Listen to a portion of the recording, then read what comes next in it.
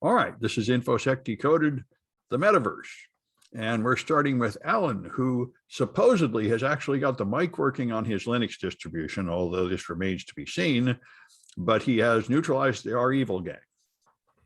Yes, until the REvil gang decides to make a comeback, which they have multiple times already. Yeah. But this time, Russian law enforcement has gone after them. And if there's any entity that REvil or REvil should fear, it's Russian law enforcement, because it is a Russia-based gang. And so far, it seems that REvil has served the interests, global geopolitical interests of the Russian government, but maybe not anymore, because Russian law enforcement went out on Friday and arrested 14 people, including some people that were wanted by name by the US government. And so the US government wants to extradite these figures and put them in prison. And would you know it, it appears that the Russian government's in agreement. It's actually playing along, which I just don't understand. I really do not understand what's going on here. Something interesting happened in that summit meeting between Putin and Biden. Oh, well, I mean, the analysis I've heard has said that this is a signal from Putin pointing out to Biden that cooperation would be nice. And how about you look the other way while we invade Ukraine? Yeah, but that seems like a very unfair deal. The terms of that deal would seem unacceptable to the US government. Well, yeah, but I don't think Putin understands that, because Putin's point of view is, why do you care about Ukraine anyway? And what you care about is the colonial oil pipeline, which really affects your popularity and your reelection and everything. If I was Biden, I'd probably make a similar calculation. Like, why would an American care about Ukraine anyway? What they would care about is their own country. I suppose there's a domestic political calculation for Biden, but yeah, the long-term consequences of Russia invading Ukraine would be enormous, and probably far greater than yet another hack. probably. And a hack that wouldn't necessarily be attributable to or pinned on the Biden administration. Well, you know, one thing that surprises me, but this just shows that I think like an American, is that Putin has always said, we don't prosecute these ransomware gangs because they have committed no crimes in Russia and they're not eligible under any Russian law. So it is kind of funny when you arrest them, when that's not true. But, you know, that's, from what I understand, in Russia, you don't really need to break Russian laws to get arrested and prosecuted. Not with the Putin administration, no. But the extradition part in particular is interesting, since there's no extradition agreement between the two countries. Is he actually offering extradition? I believe so. Well, that really is surprising. And that's an enormous change. That's why the Russians have been absolutely fearless and right open about hacking America, because Putin has always strongly defended them. Yeah. Well, that's interesting if so. But I'm sure that if he invades Ukraine and we respond with some kind of brutal sanctions, which looks like what's going to happen, then all this extradition will suddenly be off the table. Anyway, I've got a couple about quantum computing that I thought were very interesting. Using nuclear spins coupled to electrons, they've made arrangements of 3 qubits, and they can be extended to more, that compute with 99% accuracy, because using nuclear spins means the qubit is well isolated from the surrounding environment. And one thing I could not find in this paper is if you still have to cool things to ridiculous cryogenic temperatures or not, which is, of course, extremely important to lower the cost of this stuff. But the 99% accuracy is a major turning point for quantum computing, because at that accuracy, you can now engage in error correction to make it more precise. And another one in Europe, they built a quantum computer, a D-wave quantum annealer with 5,000 qubits. And quantum annealing is the most promising immediate application of quantum computing. Annealing is taking a high temperature material and cooling it so it condenses. And if you think about what happens if you have a cup full of water vapor and you cool it until the water condenses and it goes to the bottom, each particle has a huge number of positions, and it hunts through those billions of positions quickly and finds the lowest energy state where all the water falls to the bottom. And that's what quantum annealing does. So if you give it a difficult problem like the traveling salesman problem, where you're going to visit 100 cities and what's the best way to do it. It's the same issue. There's many, many possible routes, and a quantum annealer would rapidly hunt through all those routes and find a good solution much faster than any kind of algorithm that would try to one by one enumerate the distance through all the algorithms. So a whole class of computational complex problems should be solvable on these quantum annealers once they're good enough. So there's still nothing practical quantum computing can do, but I don't think it's more than 5 or 10 years away now that we'll have quantum computers that really do something revolutionary that is not possible with classical computers or supercomputers. And there's the Elizabeth Warren, or not Elizabeth Warren, but Amy Klobuchar bill is coming up, which would force Apple to open the App Store. They have a antitrust case against Apple and Google, which sounds very good, saying you people own the distribution system and you favor your own products and suppress your competitors' products. And so anyway, that sounds pretty good. And so they're getting a lot of lobbying directly from the CEOs to try to stop this, which shows that they've hit a nerve. And we'll see if any of that can happen. It seems like our government is paralyzed, so no action can actually occur, but they have a pretty good antitrust case for what it's worth. And the third one, before I go on to Kaitlyn, is the AI fighter pilots.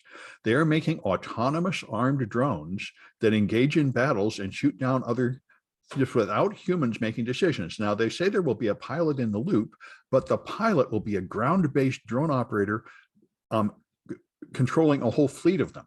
So it'll be something like strategic orders. You 5 guys go take the guy to the north, you 5 guys go to the south. And they're practicing them. They're currently doing very well. They are defeating, in sort of simulated battles, they're defeating real fighter pilots. So the age of, autonomous killing machines blasting our enemies like the Terminator is rapidly approaching. So that's exciting. I think we all look for the glorious future when robots take over and dominate us all ruthlessly. So anyway, Kaitlyn has got, some people think something's wrong with blockchain games. What a thought. I don't know what's going on here. So TechSpot has an article written by Cal Jeffrey. And basically, okay, so recently there was the 2022 Game Developers Conference. And this is the year, of course, 2021 is the year that NFTs became popular, and everyone heard that a lot of the big companies want to integrate NFTs into their games. And this has been one of those weird things in tech that I kind of have a beef with. I mean, it's not just NFTs, it's not just, and it's not just games either. The pricing model for software, affects the way that software is developed. And it does so in a way that maximizes profits for the company while diminishing value for the customer. So for example, if you want to go out and you want to use something like Autodesk Eagle, it used to be that you could go out and buy a physical copy and use it every day for 5 years, then upgrade later on. They do not even sell those anymore. They, of course, have subscriptions like so many software titles, right? So you go out there and you buy this CAD software, or sorry, you license this CAD software for like a month and you do it by month to month. It ends up being more expensive. And of course, their software development is all about now just adding new features, changing things up as much as possible so that you just have to keep paying for that monthly subscription service. But most CAD developers just rather have a steady interface that they know and they can use. And, it's like I said, it's just the point I'm trying to make is that the monetary systems employed by software affects the way that the software is developed and, how the users ultimately interact with it. And NFTs and games are well, I should say games are no different. So if you think back to the original arcade games, they were designed to be as hard as possible so they would, eat up your quarters. There was a time in, I think, video game history where, they were just selling packaged software. And at that point, what they were trying to do was create software that was just as good as possible, that everyone wanted to play, and then buy the next thing, right? And then, of course, things moved on to the more recent era where we have things like in-app purchases and DLC. And now games are designed to sort of eat your quarters up again, like the old arcade games, but this time with, buying power-ups and stuff from their store or downloadable packages. So this stuff really affects not only just the way things are sold to consumers, but also the way that this software is developed by the developers. And so this interviewer went to GDC and asked these people whether or not they were going to put NFTs into their games. And 70% of the developers said absolutely no way. They were totally against it.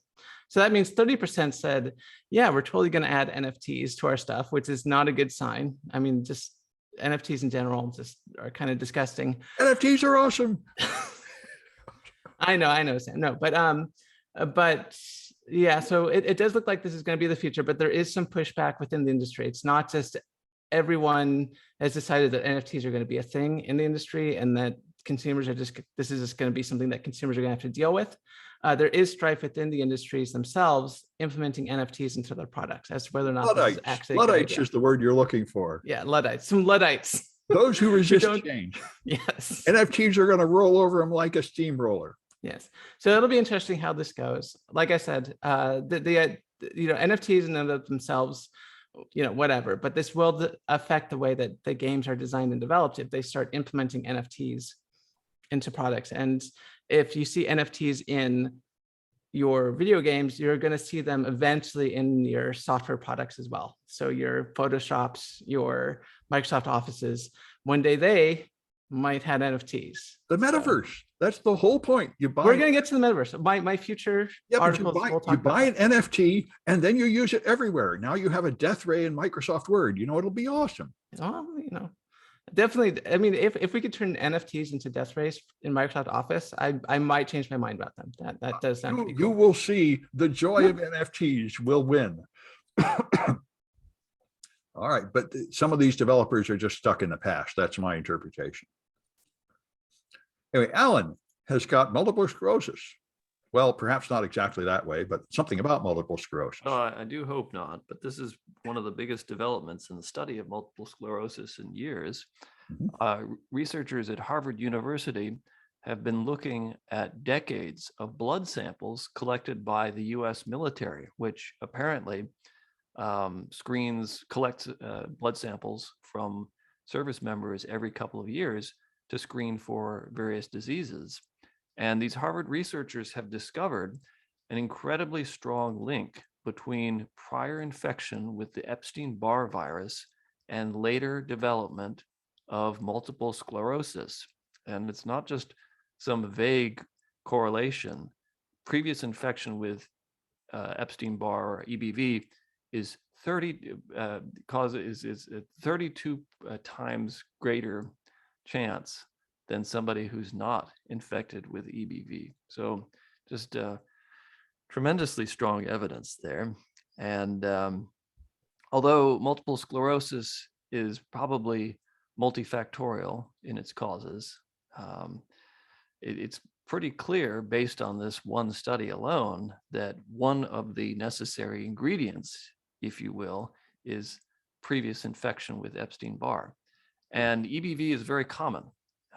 It's in the herpes virus family. It's not in the same group as, or same type as the herpes viruses that are kind of the butt of jokes of sexually transmitted diseases. EBV instead is transmitted via saliva, much like chickenpox, which is also a herpes virus. And so it's very contagious. It's highly infectious. Most people have been infected with EBV. And what I've heard, but mostly get it from their mother. Right, from their parents, or maybe later on in childhood.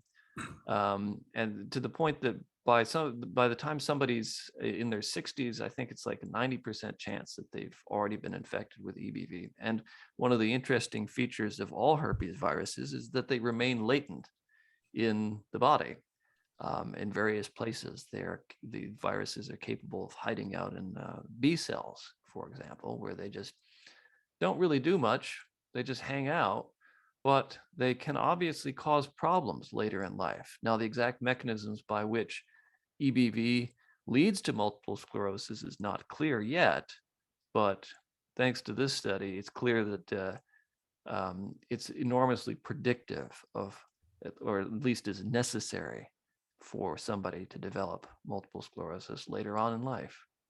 Yeah, and this is why I need to get a shingles shot, because I had chicken pox as a child, and that means you carry the virus forever, and it wakes up and gives you shingles. Yeah, very true. Yes. So I think yes. there's the modern thinking that a bunch of viruses are just sitting in you like time bombs and cause problems when they activate for unknown reasons. Yeah, and this has really gotten a lot more attention with the coronavirus and COVID.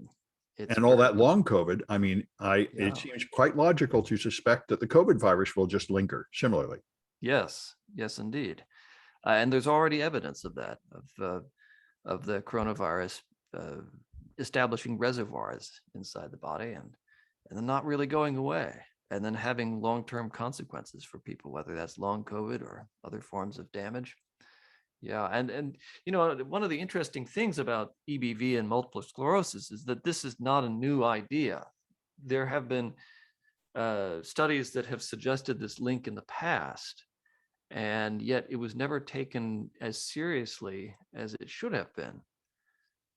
So if there's any good that can come out of COVID, it's that finally there will be more money spent on research linking previous viral infections to long-term health problems, be it multiple sclerosis or cancers too. I think there's going to be a huge boom in antivirus medicine now, just like there was antibiotics a century ago. So Yeah, and it's much needed. It is much Yeah. needed. yeah, from viewpoint of tech speculators, I think that's going to be a huge area of progress. Like they say, the COVID vaccines were so awesome. They open up a whole new world of medicine. And speaking of, Moderna does have a EBV vaccine in trials. Yeah, that's great. So there is progress being made on this. It may come too late for a lot of people. Over 1 million Americans have multiple sclerosis, Right. but that still leaves a lot of children, for example, who have never contracted EBV and probably should be vaccinated. Yeah, well, I mean, that's the whole thing about medicine. You always miss the people that come in too late. But anyway, I think we make great progress. Yes. All right, I got a few more of these. There's a Chinese company that makes scanners to scan travelers as they pass through an airport and bags and such. And they're accused of this being a Chinese government plot. They say the government is subsidizing them to sell these scanners extremely cheap. And people find that the Chinese scanners are cheaper and better than all the competing products. So almost everybody's using the Chinese scanners in Europe. And they say, we are aware of the fact that it will send potentially military and potentially sensitive data back to China, keeping track of movements of people and parcels, but you can't beat the price. And they say the only alternative company is Russian, which offers about as much national security concern. They blocked them in America, like Huawei, but they're all over Europe. And so people are getting upset about it. The company is called Nuctech. And of course, they say, we're not the government. We won't hand your data to the government. But of course, in China, companies do not have the option to say no when the government comes and asks for your data. In America, most companies also hand over the data without fighting to the government. But in principle, if they fight it and go to court, they have some ability to resist, but not so in China. So it is just a fiction to pretend that there's a private sector separate from the government sector in China. And everybody knows that. So we're just using equipment that could well be notifying them about everything.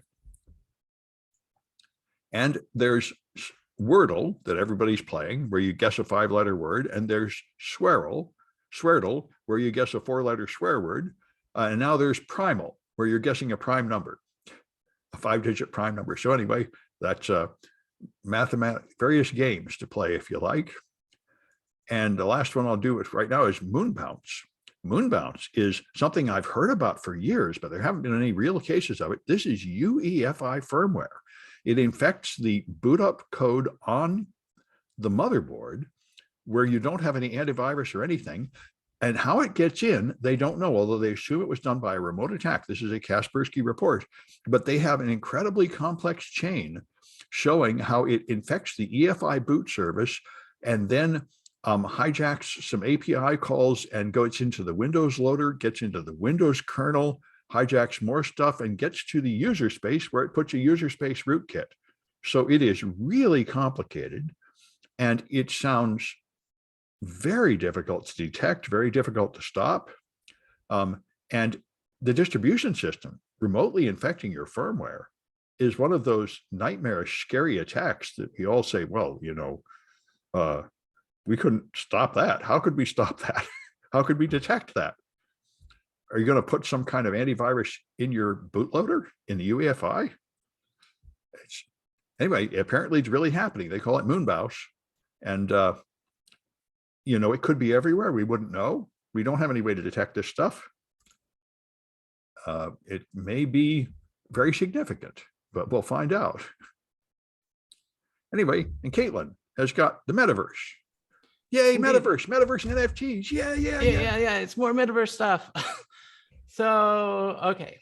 The Insider has an article written by, let's see, do we have a name here?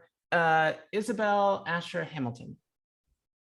So the author writes about the person who invented the PlayStation, Ken Kutaragi. And Ken Kutaragi was asked about his opinion on the metaverse, and his comment was, oh, yeah, I mean, this is so weird because Facebook is not a games company, but as far as I can tell, the metaverse sounds like a video game, and they're just going to base their company around this video game that doesn't exist yet, isn't very we don't know if it's going to be any popular, but it has NFTs and it has the blockchain. So, investors line up. So it's just like every other blockchain product. Exactly. And yeah, so Kutaragi's main issue with it is that there is something important about being in the physical world, right? Like, virtual worlds are fantastic. I love virtual worlds, but you can only spend so much time in them. You don't want to spend all day in VR. Trust me, it's going to give you a headache.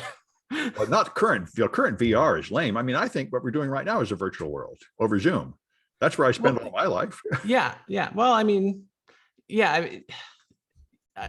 I would argue without the VR stuff going on, the metaverse might be slightly more possible, but we had similar things like this before. Like, there was Second Life, and then now there's, what is it? Distribuland? No, it's not Distribuland. It's But what Decentraland? But I mean, what is Zoom except a metaverse? It's telephony. I mean, well, all right. I think software. telephony was the first metaverse. I remember when I was young, people said, you don't know who you're talking to on the phone. That could be anybody. They were real suspicious of the phone. But I think that's the thing. We moved to, these electronic communications allow us to live in sort of imaginary worlds where we pretend we're in the same room and imagine people's faces to be different than they are on telephone calls and stuff. I think it's a smooth transition from, caveman talking face to face to gradually more and more virtual worlds.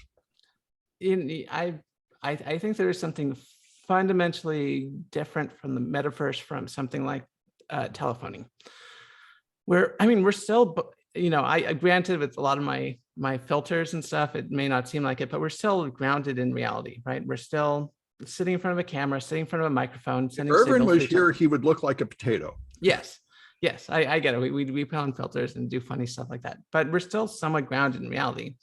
And Ken Kutaragi's objection is that you really don't have that with a big box on your head.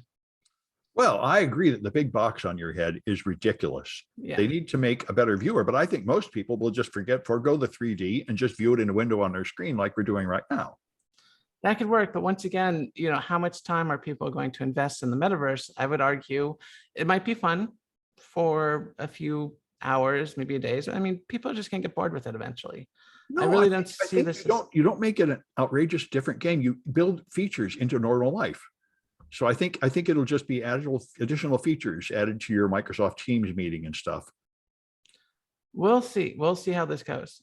as far as I understand it right now, that the metaverse is going to be something like Second Life, or at least a platform for doing a bunch of VR stuff or adding augmented reality to whatever. I don't even, but somehow it has to do with the blockchain and NFTs. So we'll see how this goes. But so far, I'm not. I want to see something more concrete. I want to see the examples shown so far with Mark Zuckerberg going into like a meeting as virtual avatar. Ridiculous. I don't see that taking off. No. I mean, I think that's why most experts I hear about say that Facebook is going to fail because they have no vision. Their vision is to recreate Second Life even more lame. They're not going to be the leaders in this field. But I would think the people who would be leaders should be the video game people. And maybe this guy can't see it, but there's going to be a video game somewhere that works on this. And what about the game that was so engrossing that the police abandoned their duty to like chase the animals around the street? That was Pokemon Go. But even Pokemon Go, you wouldn't base your entire company around Pokemon Go. I mean, there's the Pokemon company. And of course, they have different properties. They have the movies and the television shows and the video games and the mobile apps and all this stuff regarding Pokemon. And maybe that's what they want to do with the metaverse, where it's not just a program, right? Where it's just a whole bunch of different things just connected via like similar logons and stuff like that. It's an environment like the internet where you expand from just having web pages to mixing virtual things with real things. We'll see. How, like I said, I need to see a demo of this in action of what they're planning to make a final decision. But as far as just like a Second Life in VR, I don't see this going anywhere. No, well, I think the snow crash thing, where you actually have an alternate life online that's different than your physical life, is something that only a tiny fraction of extreme game nerds want to do. Right. But I think we're already hiding at home because of the pandemic and getting used to having business meetings and everything. And I think we will have improved alternatives to a screen share where people can more easily see something and collaborate on it. And I would call that, descending into the metaverse but I think the popular things for normal people will not be the extravagant gamified things. There'll be some kind of office productivity and something that makes you feel more like you're in the room with your friends.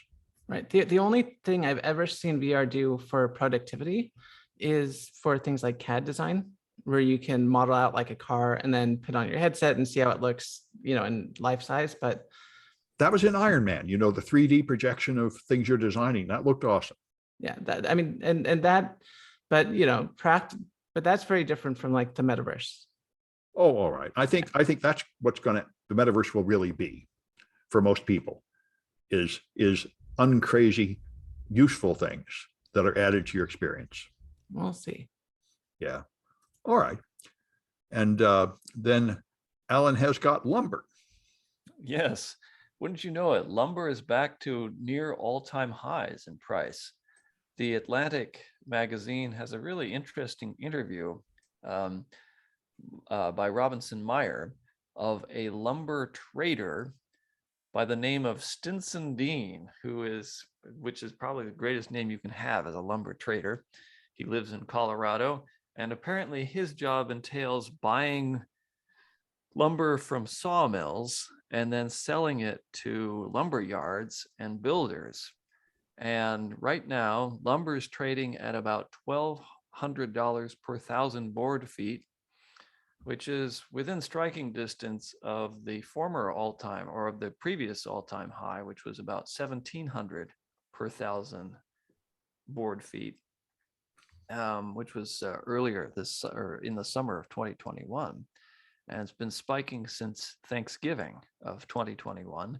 And what Stinson Dean is saying in this interview is that climate change has everything to do with what's going on in lumber prices right now, and because of climate change, lumber prices are going to remain permanently higher with some fluctuations. Historically, lumber prices have been around $400 per 1,000 board feet, but that was before the beetle kill of British Columbia, which happened in 2009 and ended up eliminating a lot of the forest there. So many spruce trees were killed by these beetles that the Canadian government, which owns 99% of the logging lands, allowed the logging companies to harvest all those trees that were killed by these beetles.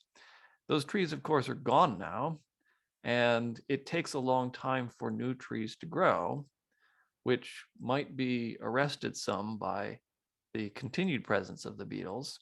And on top of things, the proximate cause of this big price spike was landslides that were caused by an atmospheric river that hit British Columbia in around Thanksgiving. So it's all these different effects of climate change and globalization too, I suppose you could say, with the beetles, that are contributing to what will probably be permanently higher lumber prices. And this will have a direct impact on home building in the US, because all those houses being built in like Texas and Georgia, those are being built with spruce from Canada, not from American timber, interestingly, but from Canadian lumber. So I was just talking the other week about permanently higher or of higher home prices and how that's likely to be an ongoing trend. Lumber prices are part of that, just a small part of that, but certainly going to contribute to it. Yeah. Now, one thing I've heard is we could improve things a bit by lowering our tariffs on on Canadian imports. On Canadian lumber, yes, that's true. That is a factor, but we're talking $1,400, $1,300 per thousand board feet. And I don't know what the rate is, but I don't think it's going to be, we're not talking about a factor of 4 or 5. I wonder if we could build our houses out of something else, like pressed earth or something. I remember when there was a big price increase in lumber back in the aughts, or maybe it was even the 90s, a lot more houses were being built with steel. But steel is expensive too. Yeah, that's why I was thinking pressed earth or adobe, Yeah, well, that may work in the Southwest, but I don't think that's going to work too well in the Northeast or the upper Midwest, where there's a lot of rain. Yeah. Yeah. Well, all right. And so I've got, there was somebody saying he lived in a cold area and he's running extra jobs on his computer just to warm it up. And someone pointed out there's a new way to donate computer time called the Distributed Compute Protocol. I didn't know about this. You can volunteer or use the Distributed Compute Protocol. If you want a free supercomputer, you just sign up for this service and you use donated computer time all over the place to run your job. And they have a programming language and an API and everything. So you can just sort of join a club to get access to a lot of computer power, apparently for free, which sounds pretty awesome. So Sam, you're telling me I just pay a little bit of money and then I get remote code execution on a whole bunch of people's computers all over the world? No, you don't have to pay any money. And then you get that. Oh, that's awesome. It is. And that does bring a question like, is this really isolated from the host OS? They said it's running in JavaScript in the browser. So that would seem to be somewhat isolated from the underlying operating system. It would be, except that I've seen Java or JavaScript in the browser being used for like proxying and stuff. I mean, there's a lot you can do even just with running JavaScript. So yeah, so maybe there's another whole aspect of the fun you can have here. Ooh, yes, this sounds amazing. So anyway, Twitter has decided that you can use NFTs as your avatar and show them off. And then they show up in a hexagonal shape. And a bunch of people said, this is how we can tell people who really own NFTs from all you rotten right-click save people. So a bunch of right-click save people, of course, put their thing through a filter to give it a hexagon just to give these guys a headache. But anyway, I was amazed.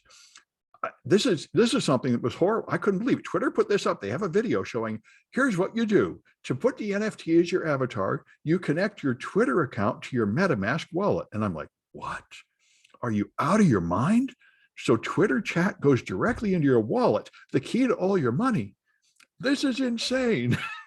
The security consequences are amazing and unthinkable. And Twitter just blithely tells everybody to do this. It's hard for me to believe they've actually considered the security responsibility they're taking. I thought a Twitter account gets hacked all the time. It's a low security thing, and you're connecting it right to your wallet. So I expect some disasters coming in that direction. And I think I'll make this my last one today. There were some vaccine studies that I thought were interesting. One of the right-wing talking points has always been, you shouldn't make us take the vaccine if we already had COVID. That gives us natural immunity. And a lot of people have been saying, oh, no, the vaccine is better. Well, they tested it. And in fact, that is not true. In the Delta wave, natural immunity was more effective than vaccination. So people who say, if I've already had COVID, you should count me as vaccinated, have got a pretty good point. Now, of course, they caution, they do not recommend this procedure because you could have died the first time you caught COVID, and they're not counting the dead people. So, getting the disease and surviving is one way to attain immunity. It's just not the safest way to attain immunity. But I think if you're flying on an airplane and somebody can somehow prove that they've already had COVID, it would be logical to say, well, you're protected as much as somebody has been vaccinated and it should let you on the airplane.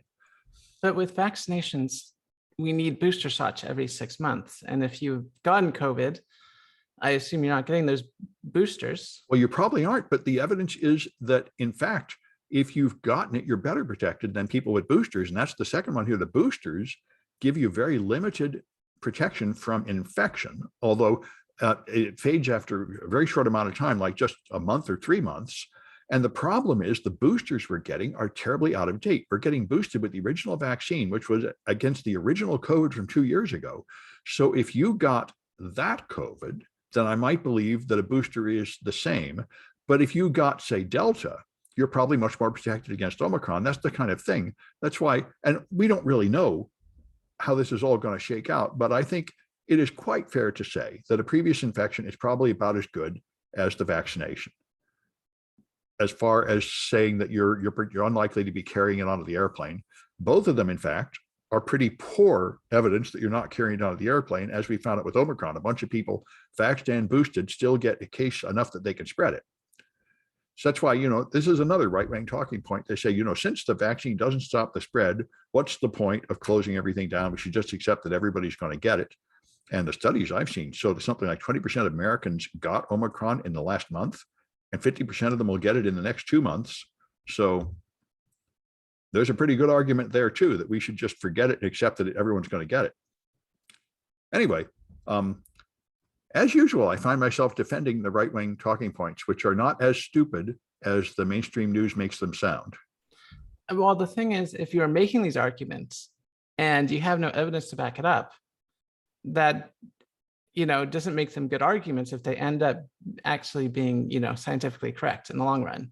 But I think right from the very beginning, many people said, well, previous infection will probably confer upon you some immunity, just like other diseases. And that seems to be as true. I think the only news that took scientific cover is about these new vaccines. How good are they? What do they do? What don't they do?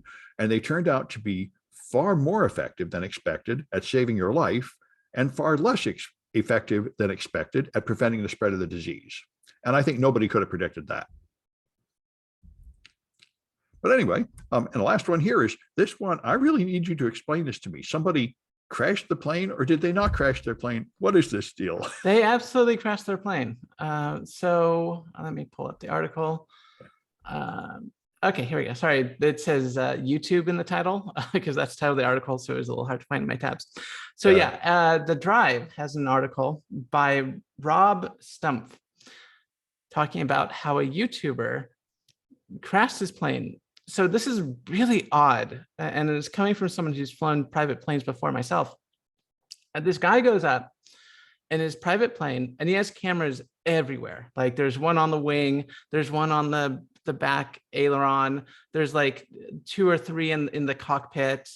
So this guy's just like taking videos and tons of videos. And in the middle of the flight, we see the engine turn off. We don't know why, but the engine just kind of like turns off or something. And instead of, being like, oh shit, so what happens let me explain to the audience that maybe might not know this. If something goes wrong with your engine mid-flight, and this is extremely rare, before you go up, you're supposed to do a complete check of your engine to make sure like nothing's wrong. You can't have any failures mid-flight. And so apparently the engine just turned off on its own. And so a plane does not just drop out of the sky at this point. It will glide, and it will glide pretty far, probably and you could probably get it to a safe landing spot. Well, this person was apparently flying over some mountains, and the engine turned off, and just immediately the guy just like apparently had a parachute on, which again is very weird. Like, you don't wear parachutes while you're flying airplanes. That's just not something that people regularly do. But he's wearing a parachute, and he's like, oh, well, I guess I got to jump out of the plane now because my engine is no longer working. And just jumps out the plane, lands in the field, and instead of going straight to civilization, lands in the field, or sorry, lands in the mountains, I should say, and then heads for his plane instead of civilization. Why? I don't know. I wanted pictures of the plane. Anyway, so yeah, the whole thing smells pretty bad. It looks like this was maybe staged. Apparently the guy has been advocating that pilots should wear parachutes while flying, which like no one else does. And then apparently this guy that advocates wearing parachutes suddenly like jumps out of the plane, except that we've also seen other videos of this pilot flying his plane without a parachute in the past. Like, so I don't know. But yeah, it's totally sus. And so the FAA has gotten involved in this. So they're going to do a complete investigation. Well, is it illegal if you decide to just turn off your engine and crash your plane? Yes. Is that a crime? Yes. Why is that a crime? Because you're non-control of the aircraft, and the aircraft could have crashed into people. Oh, so you've violated like your responsibility to control your plane. Yeah, like you can't just like jump out of a car in the middle of a freeway, that you were driving. I mean, but yeah, sure. But he did it in some isolated mountains where the chance of hitting somebody is pretty small, I guess. Yeah, I mean, this guy was clearly over the mountains where the chance of hitting someone was extremely small. So, that's the other thing too. Like, it just happened to happen in a place where it would be perfect to do this little stunt. And the thing is that just really pisses me off. It's like airplanes, even those small, stupid airplanes, are ridiculously expensive. There are certain things in life that are just everyone would like, but they're just too expensive. You have an airplane, you have a big boat, you have things like a horse. Like, who wouldn't want to have a horse? But like, no way can you afford that. This guy just for YouTube clicks and videos decides just to crash his plane. Like, man, that's privilege right there. Well, it is privilege, but I question whether it's a crime. I mean, like I said, the FAA is investigating. Yeah. If it's a crime, it's going to be a violation of FAA rules. I could see they might revoke your license, saying, right, you seem to be too insane to be driving an airplane. That might make sense. Right. He'll probably get fined. I mean, it's yeah. So when the FAA investigates, it's not, the FBI. So he's not, committed a federal crime or anything like that. But the FAA will get involved. They will, find this guy probably if they find any wrongdoings. I mean, who knows? I mean, this is just really sus. For all we know, this is just bad optics, and the guy just absolutely did nothing wrong. And the guy was just super lucky to have a parachute with him, and probably, who knows? But it sort of is looking super sus, and the FAA is going to get involved. So, well, if I was a passenger on the airplane and the pilot did this, I would feel abused, I have to admit. Yeah. I remember when my old flight instructor would do that to some of his students, because you can open the doors in those small little upper wing aircraft. You can like open the door, and like he'd pretend to jump out, like leaving the students up there. Yeah. But yeah, no, you don't. You don't just jump out of your aircraft and let it crash into the ground like that. Pilots generally don't do that. That's generally frowned upon. If your engine goes down, you are instructed to try to land it in a field somewhere. Yep.